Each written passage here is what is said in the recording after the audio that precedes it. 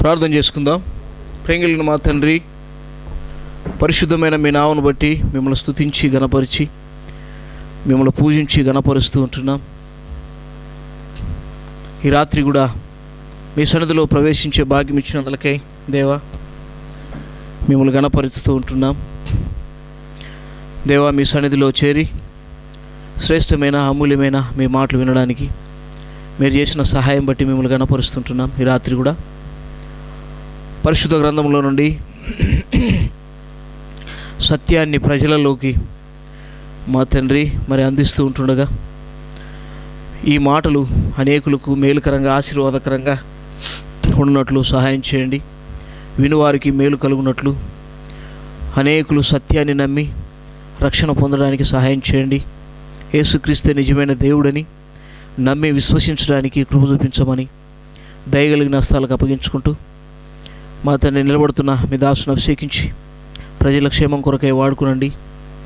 ప్రభువా, మీ దాసు నోట మీ మాటలుంచి పరిశుద్ధాత్మ యొక్క సహాయం మా తండ్రి అనుగ్రహించి ఆత్మ నడిపింపు కింద ఉంచి ప్రభువా, మీరు మీ మాటలు మాకు దయచేయమని దయగలిగిన హస్తాలకు అప్పగించుకుంటూ యేసు ప్రభు నామమున ప్రార్థించి వేడుకుంటున్నాం తండ్రి, ఆమేన్. ప్రియమైన దేవుని వాక్యం వినడానికి వచ్చిన దేవుని ప్రజలారా, క్రైస్తవ సంగమా, యేసుక్రీస్తు రక్తంతో కొనబడి ప్రత్యేకించబడి దేవుని కొరకు ప్రత్యేకించబడిన దేవుని ప్రజలారా, ఈ రాత్రి మరి యేసుక్రీస్తు ప్రభు దేవుడి కాదా అన్న 4వ భాగమును వివరించుటకు మీ మధ్య మరి నిలబడిన శ్రద్ధతో ఈ మాటలు మీరు వినాలని, సత్యమేదో అసత్యమేదో మీరు గ్రహించాలని ప్రభు నామమున మనవి చేస్తుంటున్నాను. పరిశుద్ధ గ్రంథంలో నుండి మన పాఠం కొరకై 2 వచనాలు మనం చూద్దాం. లూకా సువార్త 9వ అధ్యాయము 18వ వచనం నుండి. లూకా సువార్త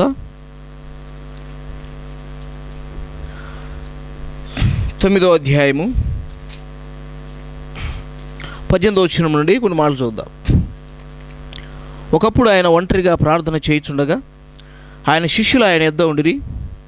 నేను ఎవడనని జనసమూహములు చెప్పుకొనుచున్నారని ఆయన వారిని అడగగా, వారు బాప్తిసమిచ్చి యోహాననియు, కొందరు ఏలియా అనియు, కొందరు పూర్వకాలపు ప్రవక్త ఒకడు లేచిననియు చెప్పుకొనుచున్నారనిది.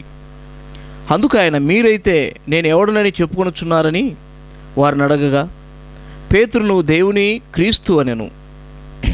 మరో మాట చూద్దాం. యోహాను సువార్త 5వ అధ్యాయము 37వ వచనం. యోహాను సువార్త 5వ అధ్యాయము 37వ వచనం చూద్దాం.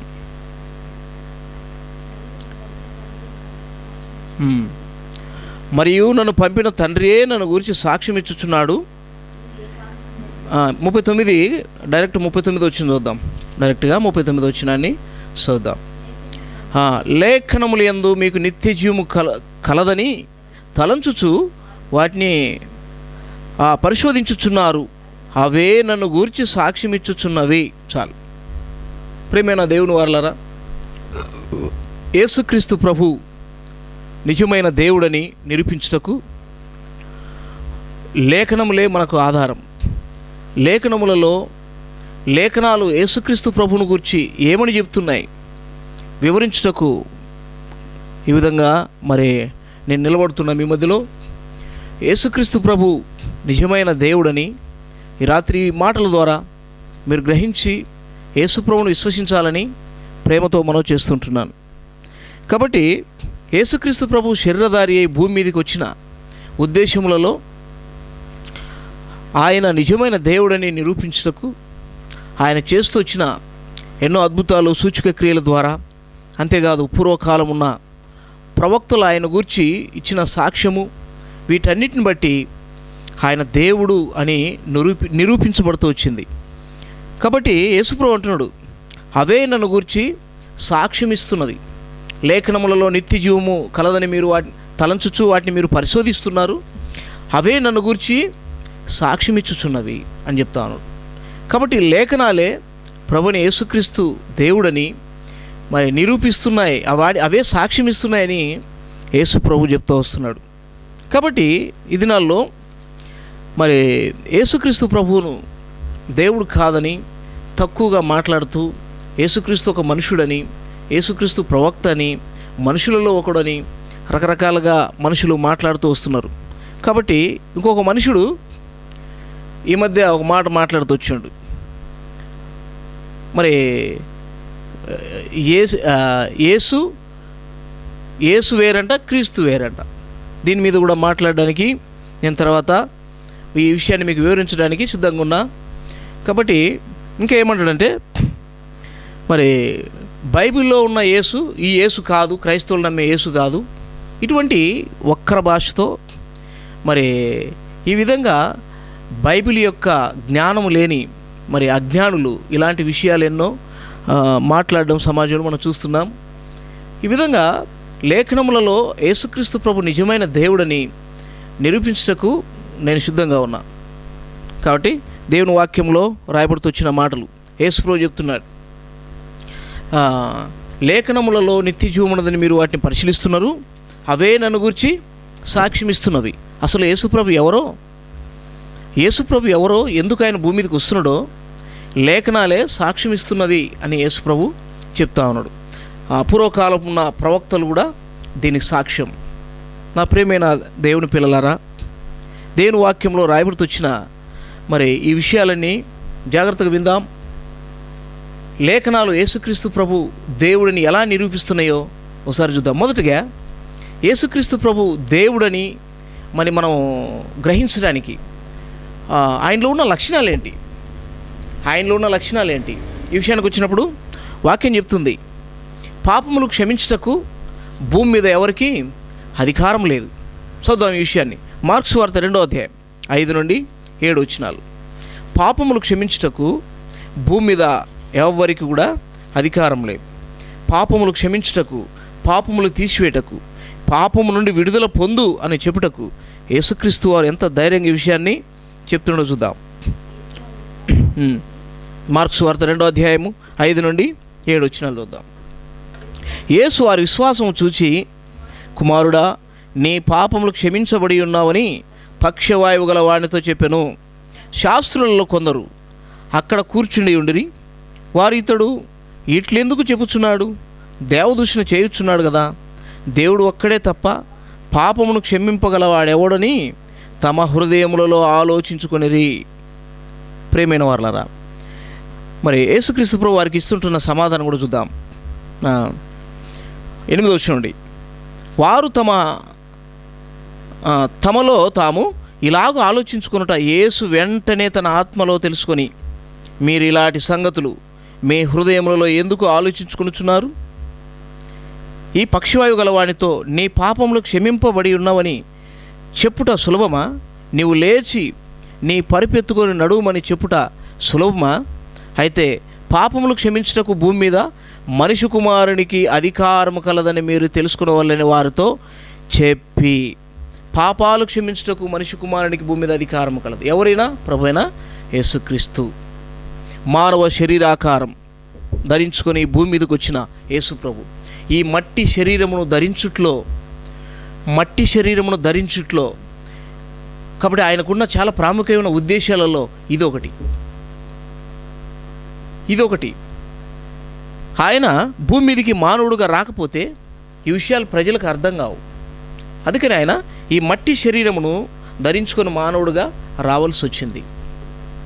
యేసుక్రీస్తు ప్రభు మరి దేవుడు అని ఈ విధంగా ఆయన మాటలలోనే ఆయన రుజువుపరుచుకుంటాడు. చూడండి, ప్రజలు వారు ఏమంటున్నారంటే, పాపములు క్షమించుటకు ఇతడెవడు? దేవుడు ఒక్కడే కదా పాపములు క్షమించేది. మరి దేవుడు ఒక్కడే కదా పాపాలు క్షమించేది, ఇతడేంటి ఈ మాట అంటున్నాడు అని వాళ్ళ హృదయాలలో ఆలోచిస్తూ ఉన్నారంట.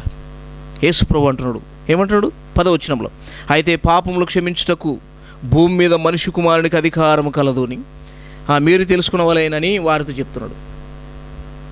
పాపాలు క్షమించుటకు యేసు ప్రభువుకు అధికారం కలదు. పాప క్షమాపణ నిమిత్తం ఆయన భూమి మీదకి వచ్చిండు. అంతేకాదు నిర్గమకాండంలో మోషే కాలంలో మోషేతో కూడా దేవుడు ఏం మాట్లాడుతాడో చూడండి. యేసుప్రభుని గురించి ఏమైనా సాక్ష్యం ఇస్తాడో చూద్దాం. నిర్గమకాండం 23వ అధ్యాయం 21వ వచనం. ఆయనే పాపములు క్షమించే అధికారం గలవాడని చెప్తాడు చూడండి. లూకాసు వార్త 23వ అధ్యాయము 21వ వచనాన్ని మనం జాగ్రత్తగా చూద్దాం. 21వ వచనం, 23వ అధ్యాయం 21వ వచనం. ఆయన సన్నిధిని జాగ్రత్తగా నుండి ఆయన మాట వినవలేను, ఆయన కోపం రేపవద్దు, మీ అతిక్రమములను ఆయన పరిహరింపడు, నా నామము ఆయనకున్నది. చూడండి, నా నామము ఆయనకున్నది. ఎవరంటారు ఈ మాట? తండ్రి అయిన దేవుడు ప్రభువు యేసుక్రీస్తు వారిని గురించి మాట్లాడుతుంటున్నమాట. నా నామం ఆయనకుంది, ఆయన పాపములు క్షమించుటకు ఆయనకు అధికారం ఉందని నిర్గమకాండంలోనే మోషే కాలంలోనే ఈ మాటలు చెప్పబడుతూ వచ్చినాయి. పాపములు క్షమించేది దేవుడు ఒక్కడే. ఎస్, వాక్యం చెప్తున్నట్లుగా ఇది కరెక్టు. పాపములు క్షమించుటకు పాపము లేనివాడై ఉండాల. పాపములు క్షమించాలంటే పాపము లేనివాడై ఉండాల, పాపము లేని పరిశుద్ధుడై ఉండాల, నిర్దోషి అయి ఉండాల. ఈ ప్రపంచంలో ఉన్న మరి మనుషులను మనం ఆలోచించినప్పుడు వాక్యం ఏం చెప్తుందంటే, రోమిలికి రాసిన పత్రిక 3వ అధ్యాయం 23వ వచనంలో, ఏ భేదం లేదు, అందరూ పాపం చేసి దేవుడు అనుగ్రహించు మహిమను పొందలేకపోతున్నారు. రోమా 3వ అధ్యాయము 11-12 వచనాల్లో, నీతిమంతుడు లేడు, ఒక్కడు లేడు, గ్రహించువాడు ఎవడునూ లేడు, దేవుని వెదుకువారు లేడు. కాబట్టి వాక్యంలో క్లియర్గా చెప్తుంది, పాపాలు క్షమించుటకు భూమి మీద అధికారము మరి పాపము లేని వారికే. ఎవరైతే పాపము లేని నిర్దోషులు మరి పరిశుద్ధులై పాపము లేని వారై ఉంటారో మరి ఈ విధంగా వారి ద్వారా పాపక్షమాపణ కలుగుతుంది. వాక్యం చెప్తుంది ఏ భేదము లేదు, అందరూ పాపం చేసినారని. భూమి మీదకి వచ్చిన ప్రతి మనిషి, భూమి మీద ఉంటున్న ప్రతి మనిషి పాపము చేసిన వాడని వాక్యం స్పష్టంగా తెలియజేస్తుంది. రాజుల మొదటి గ్రంథం 8వ అధ్యాయము 46వ వచనంలో కూడా పాపము చేయని వాడేవాడు అని చెప్తాను చూడండి. పాపము లేని వాడేవాడు. రాజులు మొదటి గ్రంథం 8వ అధ్యాయం 46వ వచనంలో, పాపము చేయని వాడు ఒక్కడు కూడా లేడు ఈ భూమి మీద. చూడండి, రాజుల గ్రంథం చెప్పబడింది, పాపము చేయని వాడు ఒక్కడు కూడా లేడు. అంటే అందరూ పాపులే. ప్రసంగ గ్రంథం 7వ అధ్యాయం 20వ వచనంలో కూడా, ప్రసంగ 7వ అధ్యాయము 20వ వచనం, 7వ అధ్యాయము 20వ వచనంలో కూడా, ప్రసంగ గ్రంథము 7వ అధ్యాయము 20వ వచనం చూద్దాం. పాపము చేయక మేలు చేయుచుండు నీతిమంతుడు భూమి మీద ఒక్కడైనను లేడు. పాపము చేయకుండా నీతిమంతుడైన వాడు భూమి మీద ఒక్కడు కూడా లేడు. అంటే ఏ భేదము లేదు, అందరూ పాపం చేసినారని వాక్యం చెప్తుంది. నా ప్రియమైన వారలారా, పూర్వకాలము వేదాంత కాలంలో ఉన్న మరి పెద్దలు వారు చేసిన తప్పిదానికి, వారు చేసిన పాపానికి తమను తామే యజ్ఞం కాయించుకొని వారే దానికి పాప పరిహారం మరి జరిగించుకున్నట్లుగా, అంటే దానికి కాల్చుకున్నట్లుగా, తమ శరీరాలు వారే కాల్చుకున్నట్లుగా మరి వేదాలు కూడా చెప్తున్నాయి. అంటే పాపాలు క్షమించే దేవుడు ఉన్నాడన్న సంగతి వారికి తెలియక మరి ఆయన ఎద్దకపోతే మా పాపాలు క్షమిస్తాడు అని తెలియక ఆ కాలంలో ఉన్న పెద్దలు మరి ఆ విధంగా చేస్తూ వచ్చిండ్రట. ఆ ప్రేమైన వారలారా, భూమి మీద పాపము చేయని వాడు ఎవ్వడు కూడా లేడు. అందరూ పాపం చేసి దేవుడు అనుగ్రహించే మహిమను పొందలేకపోతున్నాడు. పాపం ఉన్నవాడు పాపిని ఎలా రక్షించగలడు? పాపాన్ని ఎలా తీసివేయగలడు? పాపమును తీసివేటకు పాపము లేని నిర్దోషి భూమి మీదకి రావాలా? ప్రభువైన యేసుక్రీస్తు వారు పాపము లేని నిర్దోషి అనే లేఖనాల యొక్క ఆధారముతో ఈ రాత్రి మీకు చూపిస్తున్నా. కొరింథీయులకు రాసిన 2వ పత్రిక 5వ అధ్యాయం 1వ వచనంలో ఆయన పాపం ఎరుగడు అని చెప్పండి. ప్రభువైన యేసుక్రీస్తు వారి గురించి అపోస్తలుడైన పౌలు ఏం చెప్తున్నాడంటే, కొరింథీయులకు రాసిన 2వ పత్రిక 5వ అధ్యాయము 21వ వచనంలో ఆయన పాపము ఎరుగడు అని చెప్పబడింది. హెబ్రీ రాసిన పత్రిక హెబ్రీయులకు రాసిన పత్రిక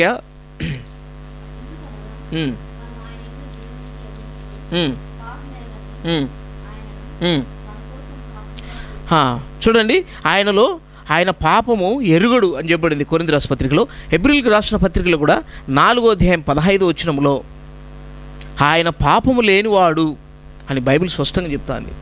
ఆయన పాపము లేనివాడు, ఆయన పాపము లేనివాడు. హెబ్రీయులకు రాసిన పత్రిక చదవండి. మన ప్రధాన యాజకుడు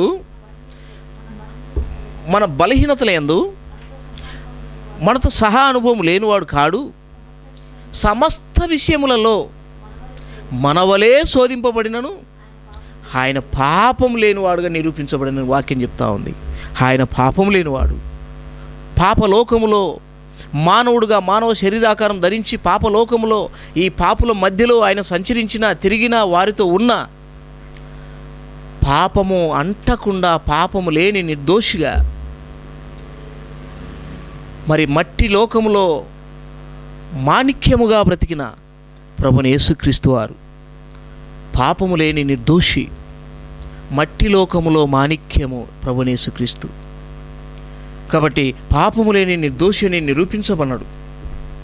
హెబ్రీయుల పత్రిక 7వ అధ్యాయం 6వ వచనంలో పవిత్రుడు, నిర్దోషి, నిష్కల్ముషుడు, పాపులలో చేరక ప్రత్యేకంగా ఉండువాడు అని చెప్పబడింది. ఇంకా లేఖనాలు ఇంకేం చెప్తున్నాయి? 1 పేతురు 1వ అధ్యాయం 2వ వచనం ఆయన పాపము చేయలేదు అని చెప్తుంది. ఆయన నోట ఏ కపటము లేదు, ఆయన నోట ఏ దోషము లేదు, ఆయన పాపము చేయలేదు అని స్పష్టంగా లేఖనాలు చెప్తున్నాయి. 1 యోహాను రాసిన పత్రిక 2వ అధ్యాయం 2వ వచనంలో క్రీస్తే మన పాపములకు శాంతికరమై ఉన్నాడు. పాపము లేని నిర్దోషి, పాపము లేని నిర్దోషి, పాపుల రక్షకుడు, మన పాపాలకు శాంతికరమై ఉన్నాడు. తర్వాత ఇక వచనాలు బైబిల్ వచనాల్లో ఇంకా రాయబడుతూ వచ్చిన మాటలు ఏంటంటే 1 యోహాను రాసిన పత్రిక 3వ అధ్యాయం 5 పాపము తీసివేటకై యేసుక్రీస్తు ప్రభు భూమి మీద ప్రత్యక్షమైండు. పాపమును తీసివేయాలంటే పాపము లేని నిర్దోషి కావాలి. ఆయనే ప్రభుని యేసుక్రీస్తు వారు.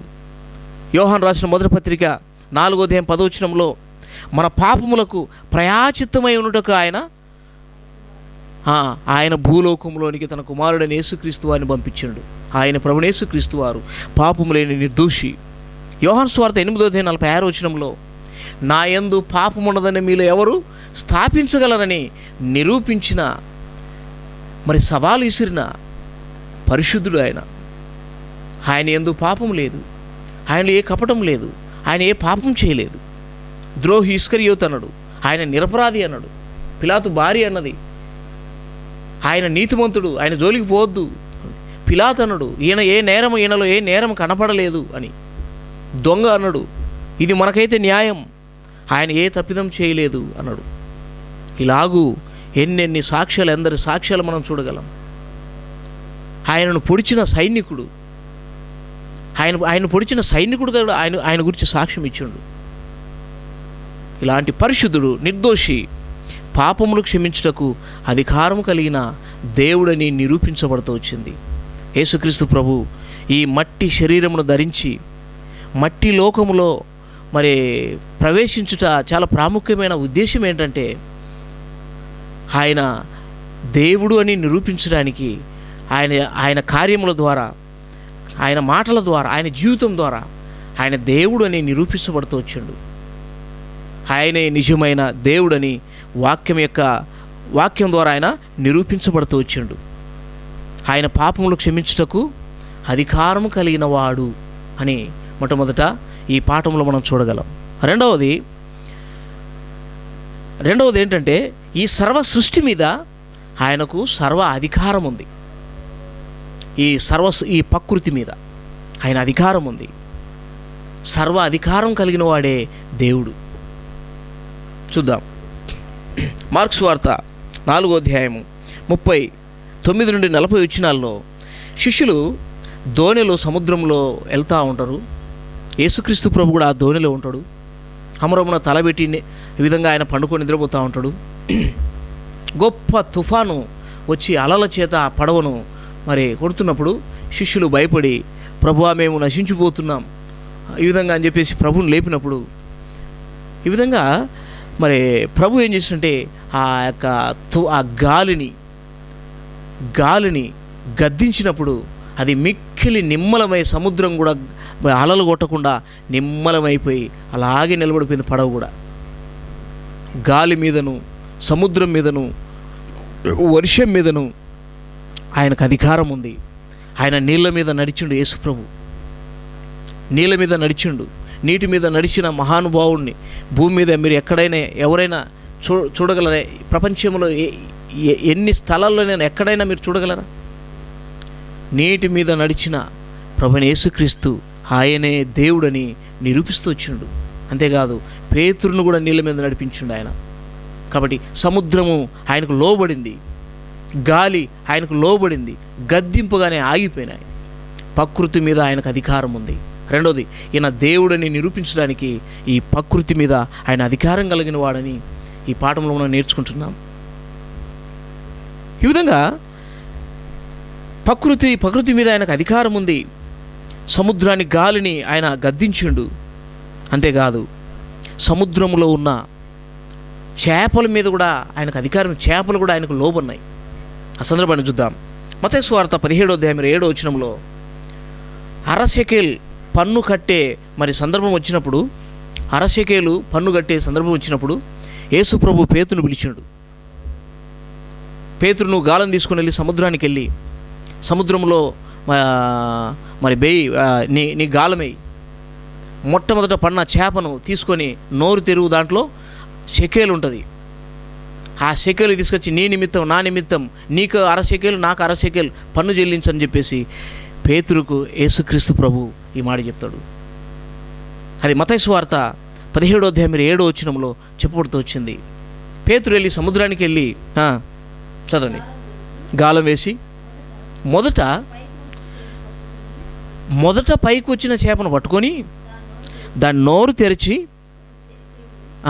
తెరిచినప్పుడు ఒక షెకేలు దొరుకును, దాన్ని తీసుకొని నా కొరకు నీ కొరకు వారికి ఇమ్మని పేతురుతో యేసుప్రభు చెప్తున్నాడు.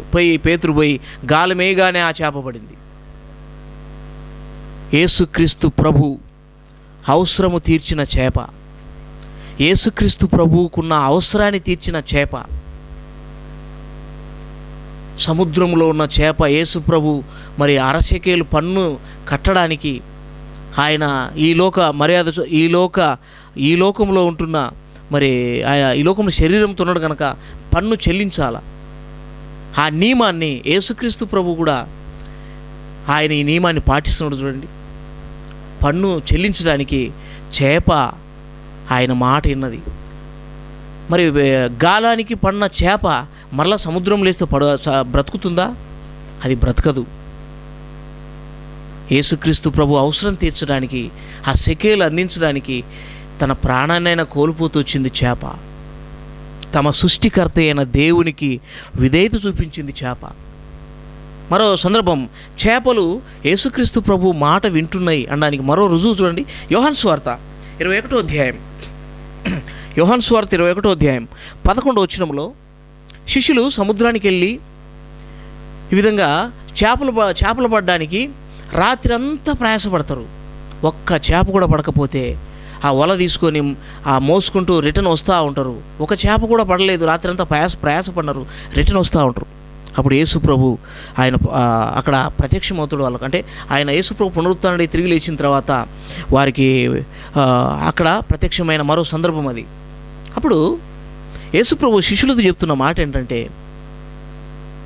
మరి చేప పడని స్థితిని చూసి మీరు వెళ్ళి సముద్రంలో మరి వలయండి అని చెప్పేసి మరలా ఆయన చెప్పినప్పుడు, ఆయన చెప్పిన మాట ప్రకారం వీళ్ళు పోయి వలేస్తే మొత్తము 100 ఎన్ని పడినాయో 153 చేపలు పడినట్లుగా లెక్క కూడా చెప్పబడుతూ వచ్చింది. పెద్ద చేపలు అంటవి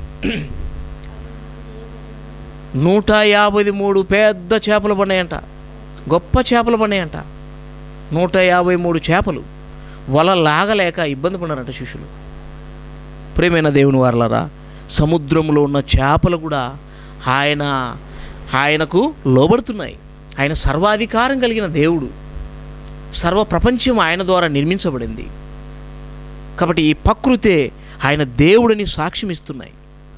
ఇంకా చూద్దాం, మత్తయి సువార్త 26వ అధ్యాయం 34వ వచనంలో కోడి కూడా సాక్ష్యం ఇస్తుంది చూడండి. పేతురుతో, నువ్వు నన్ను ఎరగనని ముమ్మారు మరి అబద్ధం ఆడినప్పుడు కోడి కూస్తుంది చూడని చెప్పేసి యేసుప్రభు చెప్తాడు. దీన్ని నిరూపించుటకు కోడి కూస్తుంది.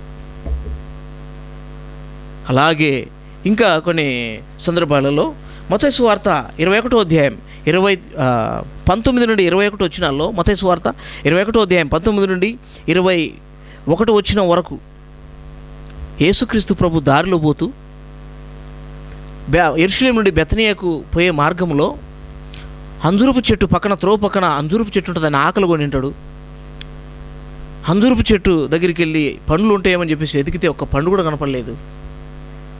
ఎమ్మడి ఆ చెట్టును శపిస్తాడు. వారు తిరిగి మరలా మరి బెతనియా నుండి మరలా రిటర్న్ వచ్చేటప్పుడు ఆ చెట్టు చూస్తే ఏర్లు మొదలుకొని చివరి వరకు మొత్తం ఎండిపోయి ఉండడం శిష్యులు చూసి ఆశ్చర్యపోయారట. ప్రకృతి మీద ఆయనకు అధికారం ఉందనడానికి లేఖనాలు మనకు రుజువు కనపడుతున్నాయి. చూడండి, లేఖనాలు రుజువు కనపడుతున్నాయి. లేఖనముల ద్వారా ఆయన దేవుడని నిరూపించబడుతుంటున్న సందర్భాలు ఇవి. యేసుక్రీస్తు ప్రభువుకు ఈ ప్రకృతి మీద సర్వ అధికారం ఉంది. యోహాను సువార్త 10వ అధ్యాయం 17-18 వచనాల్లో యేసుక్రీస్తు ప్రభు ఆయన ప్రాణము పెట్టగలడు, మరలా తీసుకోగలడు, ఇది నాకు అధికారం కలదు అంటున్నాడు. చూడండి ఈ మాట. గొర్రెల కొరకు నేను ప్రాణం పెట్టుటకు నాకు అధికారం ఉంది, మరలా తీసుకోవడానికి నాకు అధికారం ఉంది. ఈ భూమి మీద మనం మనుషులలో ఆలోచించినప్పుడు రాష్ట్రాల కొరకు, దేశాల కొరకు ప్రాణాలు పెట్టిన, మరి దేశాల విభజన కొరకు, రాష్ట్ర ప్రత్యేకించబడ్డ కొరకు మరి ప్రాణాలు అర్పించినామని చెప్తుంటున్న వారిని మనం చూస్తుంటున్నాం. వారి మరలా తిరిగి లేచిండ్రా? తిరిగి బ్రతికించబడినారా? ప్రేమైన వారలారా, ఎంతోమంది ప్రాణం పెట్టచ్చు కానీ, ఎంతోమంది ప్రాణాలు కోల్పోవచ్చు కానీ, పలాని దాని కొరకు పలాని దొరకని మరలా తీసుకున్నటకు వారికి అధికారము లేదు. యేసుక్రీస్తు ప్రభు అదే ఏ మాట అంటాడు చూడండి. లూకా సువార్త 23వ అధ్యాయం 28వ వచనంలో యేసు ప్రభు శిలువ వేసుకొని గొల్గొతా కొండకు పోతున్నప్పుడు దారిలో మరి గొప్ప జనసమూహము, స్త్రీలు మరి రొమ్ము కొట్టుకొనుచు వారు ఏడుస్తూ ప్రలాపిస్తూ ఉన్నప్పుడు వారి వైపు తిరిగి యేసు ప్రభు, యెరూషలేము కుమార్తెలారా, మీరెందుకు ఏడుస్తున్నారు నన్ను చూచి? మీ కొరకు, మీ పిల్లల కొరకు ఏడవండి. అంటే అర్థం ఏంటాడా? యేసు ప్రభు శిలువ వేసుకుని పోతున్నాడు, ఆయన్ను చనిపోవడానికి పోతున్నాడు అని శిష్యులు అక్కడున్న స్త్రీలు ఏడుస్తున్నారు. యేసు ప్రభు ఇస్తున్న సమాధానం ఏంటో తెలుసా? నేను చనిపోయినా మరలా లేయగలను. మీరు చనిపోయినా లేయలేరు. అందుకోసం మీకోసం, మీ పిల్లల కోసం ఏడవండి అంటూ వచ్చాడు. ప్రేమైన వర్లారా, యేసుక్రీస్తు ప్రభు దేవుడని చెప్పడానికి ఈ లేఖనాలు మనకు సరిపోవా? చూడండి, ఇంకా కొన్ని చూద్దాం. మూడో సందర్భం ఏంటంటే, యేసుక్రీస్తు ప్రభు మరి ఆయన దేవుడు అనడానికి మూడో సందర్భం ఏంటంటే, ఆయనను మొక్కుతుంటున్న సాక్ష్యాలు మనం చూస్తుంటున్నాం. యేసు ప్రభు ఆయన దేవుణ్ణని నిరూపించుకుంటున్న సందర్భాలు చూద్దాం. చూడండి, లూకా సువార్త 4వ అధ్యాయం 8వ వచనం, లూకా సువార్త 4వ అధ్యాయం 10వ వచనంలో సాతాను యేసు దగ్గరికి వచ్చి ఈ లోక రాజ్య మహిమలన్నిటిని యేసు ప్రభుకు చూపించి, వీటన్నిటిని నీకు ఇస్తా, నాకు మొక్కితే అని చెప్పేసి అన్నప్పుడు యేసు ప్రభు అన్నాడు, నీ దేవుడైన ప్రభువుకు నువ్వు మొక్కు, నీ దేవుడైన ప్రభువుకు నువ్వు మొక్కు అని లేఖనంలో రాయబడినదని చెప్పేసి యేసుప్రభు చెప్తా ఉన్నాడు. అంటే నువ్వు నాకు మొక్కు అని సాతాను చెప్తున్నప్పుడు యేసుప్రభు ఏమంటాడంటే, నీ దేవుణ్ణి నువ్వే నాకు మొక్కాలి అని ఇక్కడ మనకు భావం కనపడుతుంది. నేనే దేవుడను, నువ్వు నాకు మొక్కు అని చెప్తా ఉన్నాడు. ఇంకా యేసుక్రీస్తు ప్రభువుకు మరి మొక్కుతుంటున్న కుష్ఠరోగులైతేనేమి, అధికారులు అయితేనేమి, మరి ఆయా ప్రజలు యేసు ప్రభు దగ్గరికి వచ్చి మొక్కుతున్నప్పుడు ఆయన దేవుడు కాకపోతే అరే మీరు నాకెందుకు మొక్కుతున్నారా, దేవునికి మొక్కండి అని ఎందుకు అనలేదు? దేవదూతగా ఎదుట సాగిలపడి మొక్కుతున్నప్పుడు మరి ఈ యోహాను దేవదూత ఎదుట మొక్కుతున్నప్పుడు దేవదూత ఏమంటుందో చూడండి. ప్రకటన గ్రంథం 22వ అధ్యాయం 8-9 వచనాల్లో. ప్రకటన గ్రంథం 22వ అధ్యాయము 8-9 వచనాలు చూద్దాం. యోహానును నేను ఈ సంగతులను వినినవాడను చూచినవాడను. నేను విని చూచినప్పుడు వాటి నాకు చూపుచున్న దూత పాదముల ఎదుట నమస్కారము చేయుటకు సాగిలపడగా అతడు, వద్దు సుమి, నేను నీతోనూ ప్రవక్తలైన నీ సహోదరులతోనూ ఏ గ్రంథమందున్న వాక్యములను గైకొను వారితోనూ సహదాసుడను, దేవునికే నమస్కారం చేయమని చెప్పాను. ఒకసారి మనం ఆలోచన చేద్దాం. మనుషులు దేవదూతల కంటే గొప్పవాళ్ళ? మనుషులు దేవదూతల కంటే గొప్పవాళ్ళ?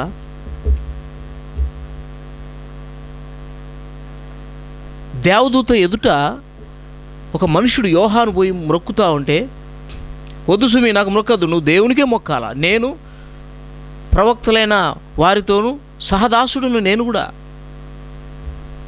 నాకు మొక్కద్దు, నేను దేవుడిని కాదు, దేవునికి మొక్కాలా అంటున్నాడు. మనుషుల కంటే గొప్పోడు దేవదూత. మీరు అనుకున్నట్లుగా యేసుక్రీస్తు ప్రభు మరి మానవుడు అయితే యేసుప్రభు ఏమనాలిడా? దేవదూత అనేదంటే మరి యేసుప్రభు శరీరంలోనే యేసుప్రభు మానవుడు అయితే ఏమనాలా? నాకు మొక్కద్దు, ఇది తప్పు, దేవునికి మొక్కాలని ఎందుకనలేదు? ఆయన దేవుడు, ఆయన నిజమైన దేవుడు. ఆయనకు మొక్కుతున్నారు చూడండి. కుష్ఠరోగి వచ్చిండు. చూద్దాం మత్తయి సువార్త 8వ అధ్యాయము 2వ వచనం. మత్తయి సువార్త 8వ అధ్యాయము 2వ వచనం.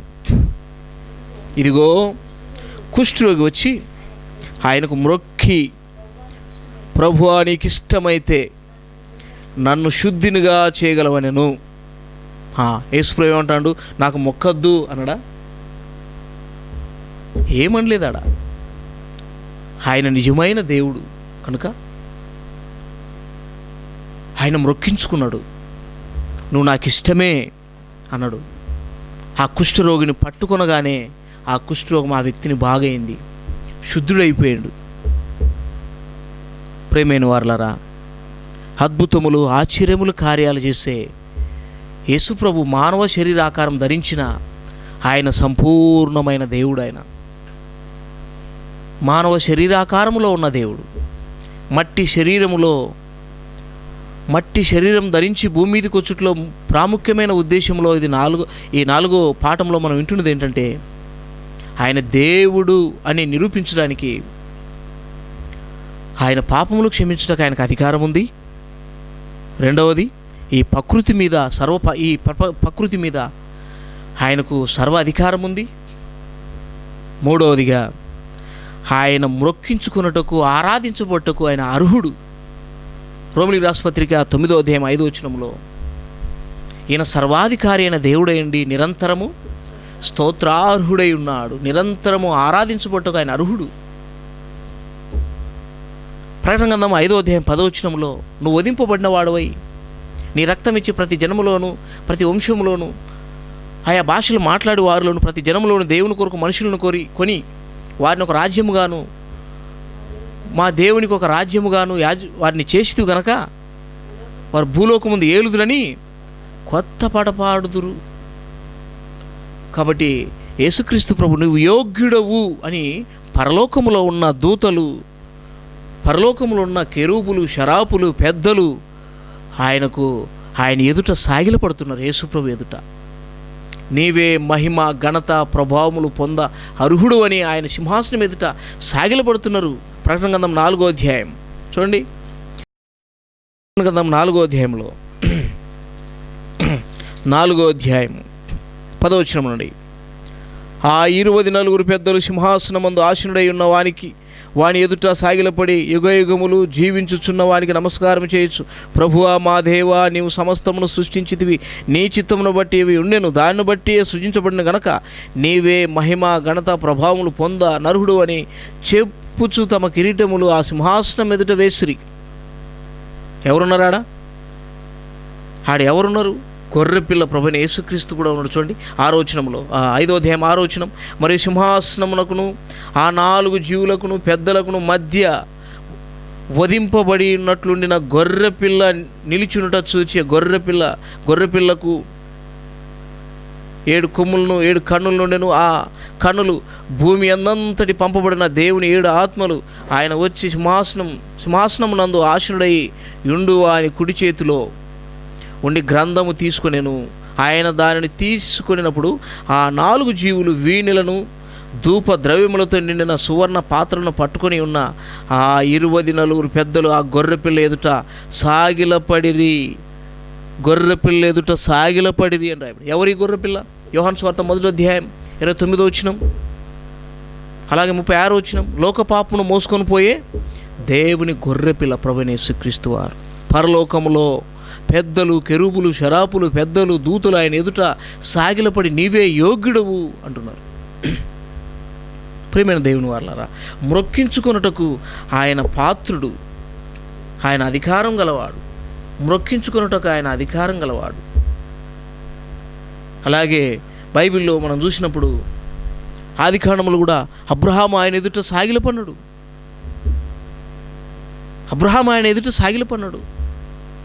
సాగిలపడి అబ్రహాము సాగిలపడి నా ప్రభువులను మమ్మల్ని, నా ప్రభువా నన్ను విడిచి నువ్వు పోవద్దు అని చెప్పేసి చెప్తూ వస్తాడు. యేసుక్రీస్తు ప్రభు ఎదుట సాగిలపడ్డం నమస్కారం. యేసుక్రీస్తు ప్రభు భూమి మీదకి రాకముందు అబ్రహాం దగ్గర ప్రత్యక్షమవుతాడు. ఆయన 2 దూతల మధ్యలో ఉన్న వ్యక్తి ఎవరంటే ప్రభువైన యేసుక్రీస్తు. ఆయన ఆరాధించబట్టకు, మ్రొక్కించుకొట్టకు ఆయన అధికారం గలవాడు. ఆదికాండం 14:33 వచ్చిన చూద్దాం. 14:33. ఆదికాండము 14:33.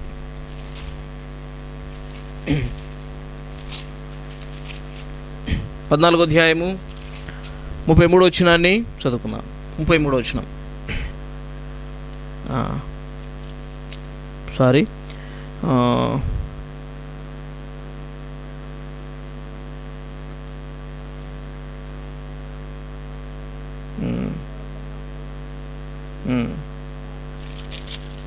కాబట్టి మనం చదువుకుంటున్న ఈ మాటల్లో యేసుక్రీస్తు ప్రభు దేవుడని నిరూపిస్తుంటున్న ఈ లేఖనాలు మనం చూస్తుంటున్నాం.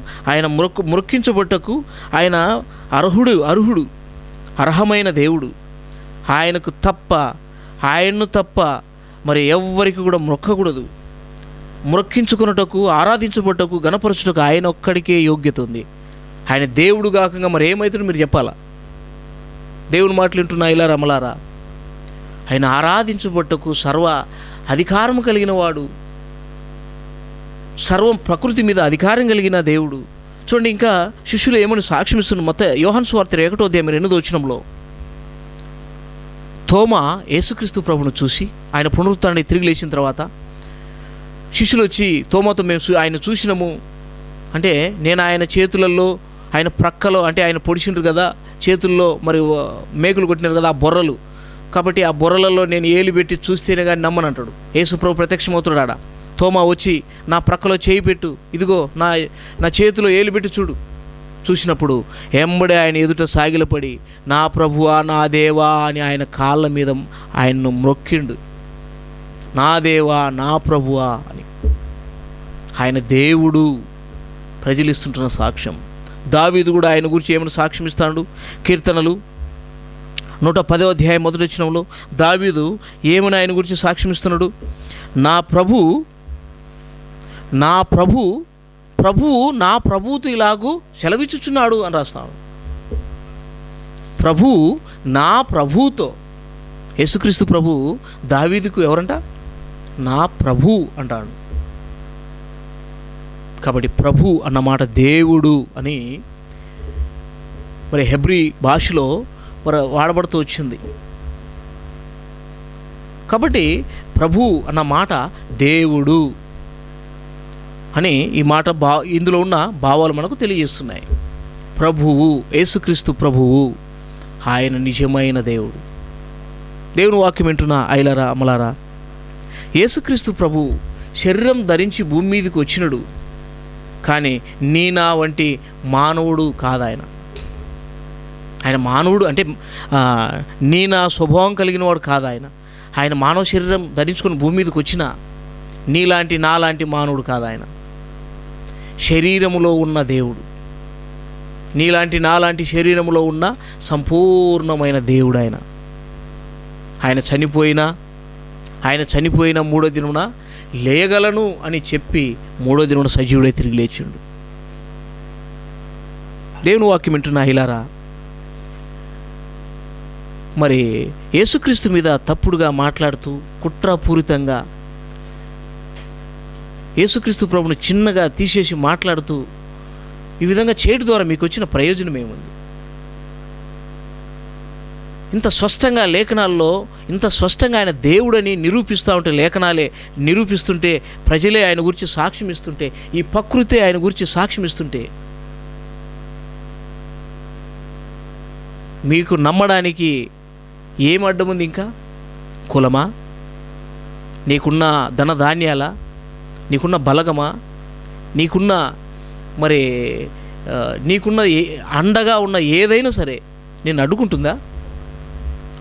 యేసుక్రీస్తు ప్రభువును ఎరగకుండా ఈ లోకం విడిచిపెడితే నీకు నిత్యమైన శాశ్వతమైన నరకానికి వెళ్ళిపోవలసి ఉంది. దేవుని వాక్యం స్పష్టంగా తెలియజేస్తుంది. యేసుక్రీస్తు ప్రభువుగా, ఆయన రక్షకుడుగా, ఆయన దేవుడుగా స్వీకరించకపోతే నీ పాపములోనే ఉండి నువ్వు చనిపోదు అని లేఖనాల్లో తెలియజేస్తోంది. ఆయన నీ ప్రభువుగా, నీ దేవుడుగా ఈ రాత్రి నువ్వు స్వీకరించు, నువ్వు నమ్ము, విశ్వసించు. ఎందరో మహానుభావులు ఆయన గురించి సాక్ష్యం ఇస్తూ వచ్చిండ్రు, ఆయన గురించి సాక్ష్యం ఇచ్చిండ్రు. మరి స్వామి వివేకానంద కూడా ఆయన గురించి సాక్ష్యం ఇచ్చిండు. ఆయన కాలంలో నేను నింటెగిన నా గుండెల్లో ప్రవహిస్తున్న రక్తంతో ఆయన పాదాలు కడుగుదును అని ఆయనను అర్థం చేసుకున్న మహానుభావులు ఎందరో ఆయనను గురించి సాక్ష్యం ఇస్తూ వచ్చిన సందర్భాలు ఎన్నో ఉన్నాయి. నా ప్రేమైన సహోదరి సహోదరుడా, నమ్మడానికి నీకేమి? ఈ రాత్రే యేసుక్రీస్తు ప్రభువును నీ ప్రభువుగా, నీ దేవుడుగా విశ్వసించు. నువ్వు నమ్ము, ధన్యుడు అవుతావు. లేకపోతే దరిద్రుడవే, దిక్కుమాలినవాడవే, చివరికి నరకానికి వెళ్ళిపోతావు. ఈ మాటలు వింటున్న నీవు యేసుక్రీస్తు ప్రభునందు విశ్వాసం ఉంచు. యేసుక్రీస్తు ప్రభు దేవుడిని నమ్ము, విశ్వసించి రక్షణ పొందు, నువ్వు ధన్యుడు అవుతావు. ప్రార్థన చేసుకుందాం. ప్రేంగల మా తండ్రి, పరిశుద్ధమైన, శ్రేష్టమైన, ఘనమైన మీ నామమును బట్టి మేము స్తుతిస్తుంటున్నాం. చెప్పబడిన లేఖన భాగాల ప్రకారం యేసుక్రీస్తు ప్రభు నిజమైన దేవుడని నిరూపించబడిన ఈ మాటలను బట్టి మిమ్మల్ని గణపరుస్తూ ఉంటున్నాం. ఈ ప్రకృతి సాక్ష్యం ఇస్తుంది, పాపాలు క్షమించుటకు భూమి మీద ఎవరికి అధికారం లేదు. అంతేకాదు, మ్రొక్కించుకున్నటకు కూడా ఎవరికి అధికారం లేదు, దేవుడికి తప్ప. మానవులలో కానీ దేవదూతుల్లో కానీ ఎవరికి మ్రొక్కించుకున్నటకు, ఆరాధించబట్టుకు అధికారం లేదు. కాబట్టి ఆరాధించబడుతుంటున్న సర్వాధికారి, నిత్యము పూజింపబడుతుంటున్న పరలోకంలో దూతలతో, పరిశుద్ధులతో, పెద్దలతో నిత్యము పరిశుద్ధుడు కొనియాడబడుతున్న మా ప్రియ రక్షకుడు ఈరోజు మాకు ప్రభుగా దొరికినందుకు, దేవుడుగా దొరికినందులకే మేము అతిశయిస్తూ, దేవా నా మటుకు నేను ధన్యుడినని నేను ఒప్పుకుంటున్నాను. నాకు ప్రభుగా దొరికినందులకే మేము స్తుతిస్తుంటున్నాను. ఇంకెవరైతే యేసుక్రీస్తు ప్రభు ఆయన రక్షకుడిగా అంగీకరించలో వారందరినీ కూడా జ్ఞాపకం చేసుకుని వారిని దర్శించండి. ఈ మాటలు వింటున్న ప్రతి ఒక్కరూ ఈ మాటలను విశ్వాసం ఉంచి, నమ్మకం ఉంచి, నిజముగా ఆయనను రక్షకునిగా స్వీకరించి, దేవుడుగా స్వీకరించి, పాపము నుండి విడుదల పొంది నిత్య జీవానికి వారసులు కావడానికి సహాయపడమని దయగల నస్తాలకు అప్పగించుకుంటూ, ఈ మాటలు ప్రభు అనేకులకు ఆశీర్వాదకరంగా, దీవెనకరంగా ఉన్నట్లు కృప చూపించమని మీకు అప్పగించుకుంటూ యేసు ప్రభు నామమున స్తుతించి ప్రార్థించి వేడుకుంటున్నాం తండ్రి. ఆమేన్.